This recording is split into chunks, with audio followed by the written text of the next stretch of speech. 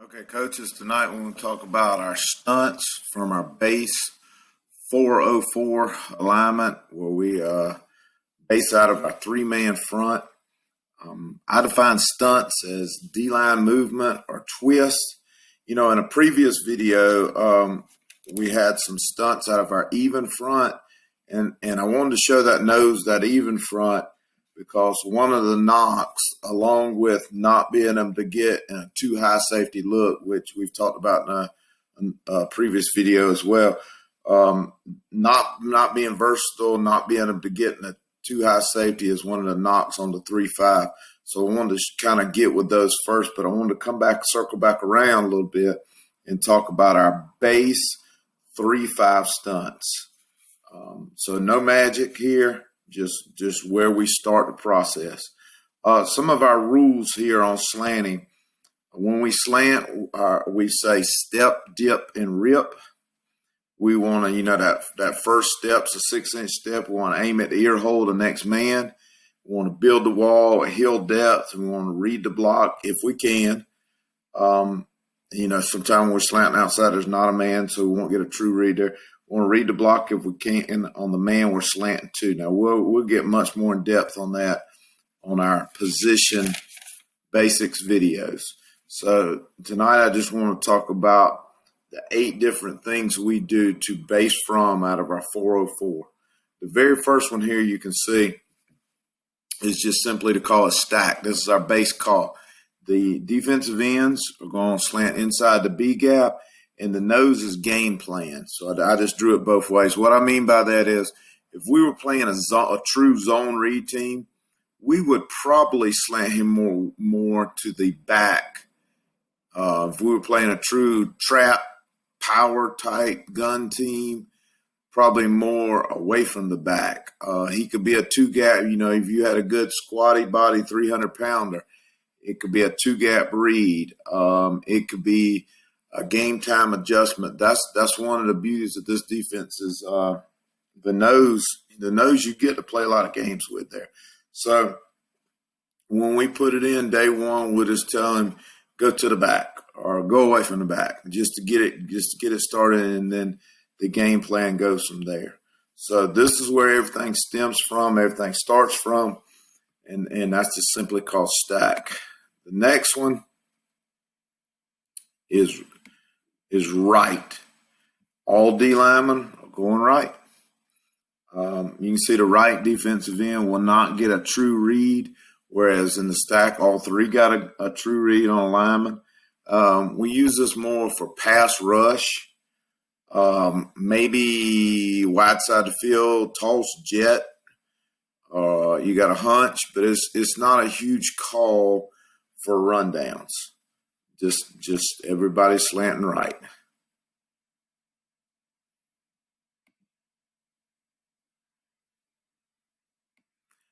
Left, same deal as the same notes, as the right. So, but we want to have the ability to get them moving right or left. And the first year we put this in, we didn't have right and left in. I just felt like it wasn't necessary with the 3-3 box there. But we want to have the ability to get everybody moving in that direction.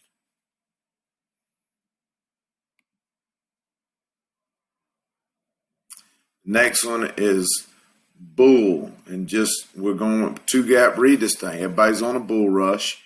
It's a change-up pitch. Honestly, we don't use it a lot because it's not something we spend a ton of time on. We'd rather spend our time on slanting and movement. We tell them, though, to get your money's worth. The 2 or 3 times we call this a game, that lineman's working on trying to get under you. The lineman's trying to ride you out there, probably honestly trying to catch you a lot of times. So we tell them to really tee off and board drill that guy in front of them, and then, get to the ball. We don't say much more than that except get your money's worth, board drill him, and get your butt to the ball.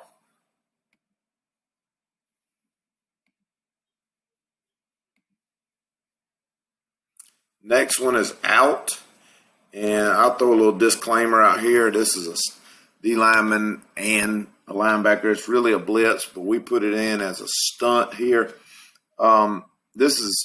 I like to use this on pass downs. I just don't feel like calling out would be effective without some kind of immediate pressure. I would say 99% of the time it's a great call for, it's a call we make for pass. We've used it on a couple of runs, just try to run them up in there before they can recover, maybe if we think they're pulling both guards. But it's a little risky.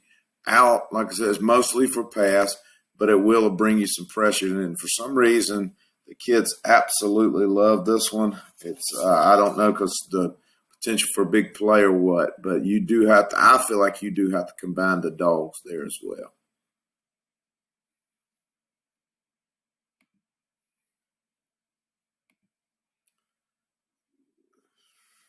The next one is strong.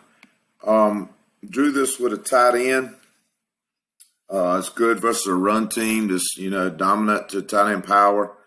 Wing T would be a good call. Maybe if they didn't have a tight end and you had a game plan where the sniffer is, you could call that your strong, something like that. Again, wanted to have the ability to get them all moving in that direction. But you just have to define what your rules are for strong. You can see right here with a tight end, we'll all three get a good true read, though. So that's good. Next one, of course, is going to be weak. You can see with a tight end, it's not great unless we bring some kind of C-gap pressure here right now, I think. I don't know, buck weak or something. Wanted to have it in. It's not a huge call. Maybe let the bandit cross face here or something. Play a gap exchange with the dog. It's not a call. We'll go weeks and not call this, but you want to be able to have it, in your resume there. Maybe better without a tight end. I don't know. You saw something in the way the back's moving or speed option. I don't know. Just give you something, but it's there in case you needed it. So,